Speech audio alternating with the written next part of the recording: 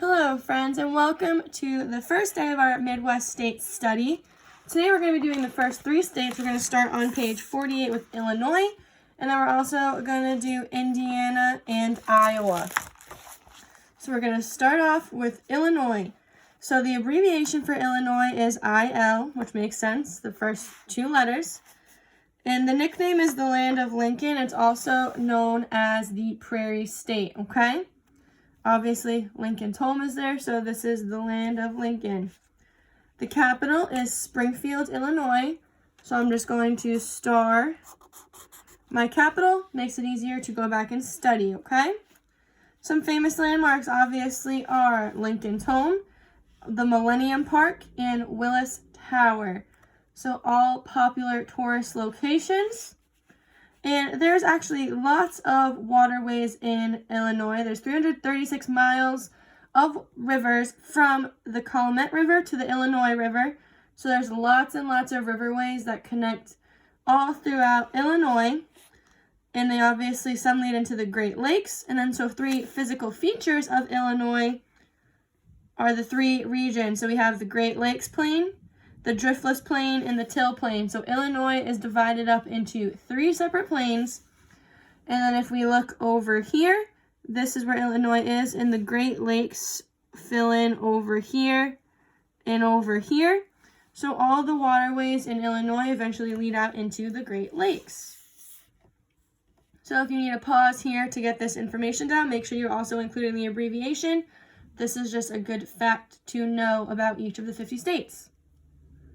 So, continuing on, if you've already written that down, we have Indiana. Fun fact, my little puppy Rue is actually from Indiana. So the abbreviation of Indiana is IN, and its nickname is the Hoosier State. The capital city, surprise, surprise, is Indianapolis. This might be a tricky one to spell, so make sure you're reviewing it for that future quiz on the states and capitals. And some famous landmarks are the George Rogers Clark Memorial and also the Angel Mounds. Angel Mounds is a good tourist location for hiking with some pretty views, okay? And some waterways. Indiana is right next to Illinois, so obviously we have some waterways that lead into the Great Lakes. The main rivers here are the Washbosh River, the White River, and Sugar Creek, just to take out the top three rivers of Indiana. And then continuing right on along, some physical features are that Indiana is full of rivers, wide open plains, and forests and farmland. And I can tell you right now, when we went to go pick up little Rue, lots of open plains. It was like we were in the middle of nowhere. So Indiana is very wide open, for sure.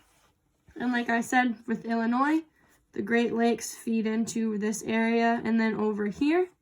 So obviously the riverways go through Indiana and then lead into the Great Lakes eventually. So once more, if you need to pause to write any of this down, go for it. And then when you're ready, we have one last state today, and that state is Iowa.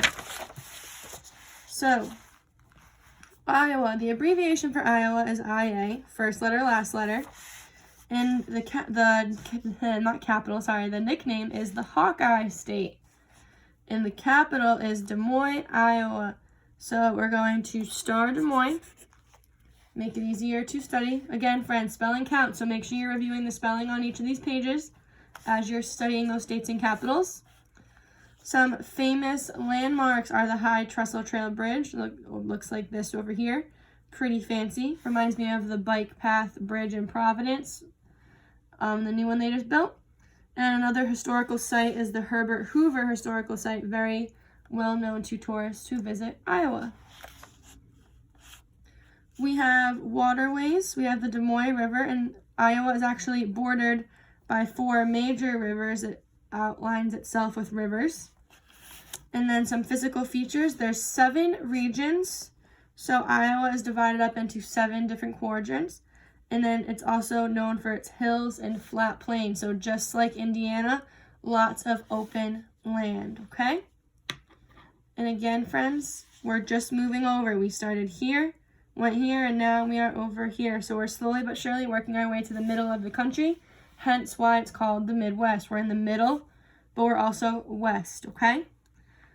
So friends, if you have any questions at all, please make sure to ask. Do not forget to show me these 3 pages once you finish filling them in. And now that you are done and you've showed me, you can work on those map games to study the states and capitals. See you guys soon.